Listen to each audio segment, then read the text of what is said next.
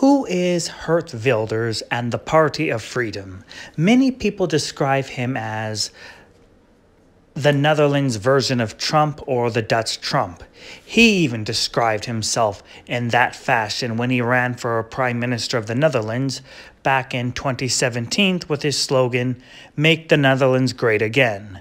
Many people claim he looks a lot like Donald Trump with his hairstyle, but reality he came long before Donald Trump. But what are his origins? Well, Geert Wilders is a continuation of this man right over here. His name is Fortuyn. Many people would describe Fortuyn as the Netherlands version of Milo Yiannopoulos. He was an openly gay conservative, a nationalist, a populist, and he would make the same arguments Milo Yiannopoulos would make. I can't be a racist to black people because I'm always sleeping with them.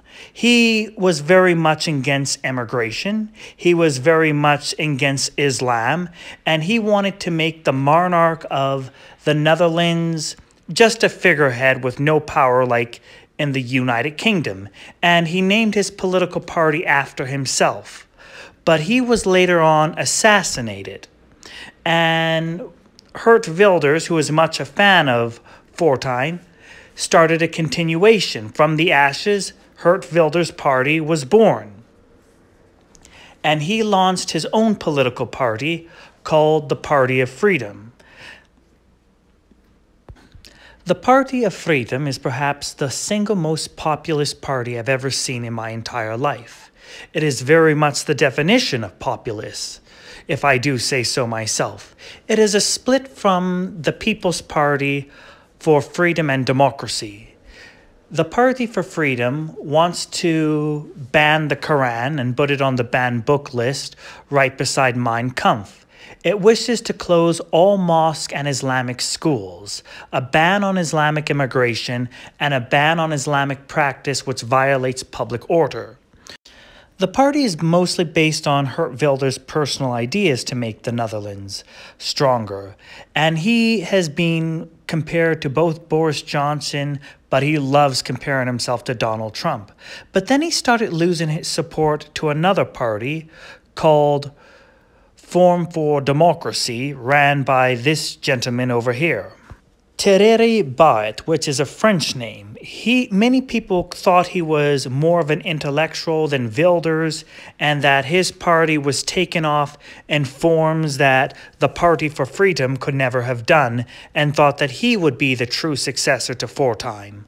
But later on, after supposedly he made an anti-Semitic remark that basically killed his party, and then Peter Onzicht, everyone thought his party was going to win. In fact, all the polls thought this right-wing nationalist party was going to take off and win the election. And Geert Wilders at the time was in third or fourth place. But for some strange reason, Wilders' party took off and it was leading. And he voted for himself. And he was actually shocked how much he won by. I'm still shocked how much he won by. I knew he would win, but I thought he would be a politician without power. He would win, but become just a leader by power. And by looking at his facial expression, he apparently thought that as well. In fact, he did so well. He basically has a majority. He still needs to have a little bit of a coalition he can get with the JAL or Forum for Democracy. But the thing is, he did a lot better than everyone thought he was going to do. Everyone thought he was going to win in 2017, and he was only going to become a politician or president without any power at all. This election, everyone thought he was going to come in third place, but he ended up winning the entire thing. He basically has a almost majority government. He'll still need to form a little bit of a coalition with Forum for Democracy and the JAL, which should be no problem, but he basically has a majority government. He almost doesn't need any help.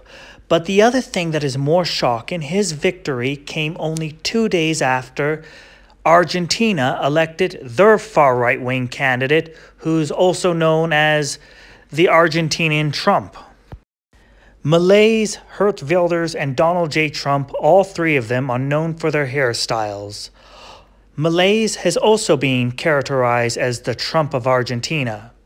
He was also a television personality and considered to be far right-wing and dangerous. But Geert Wilders, his victory shocked the entire nationalist populist also known as Mad Max, leader of the People's Party of Canada, congratulated Geert Wilders on his victory without actually even saying his name.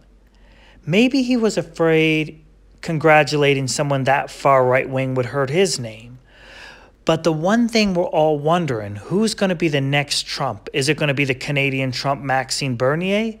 Is it going to be Marie Le Pen? More importantly, in fact, most importantly, what is Geert Wilders going to do for the Netherlands?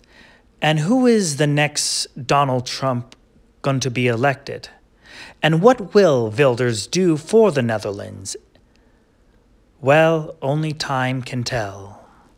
Until next time, I am the Inconsiderate Truth.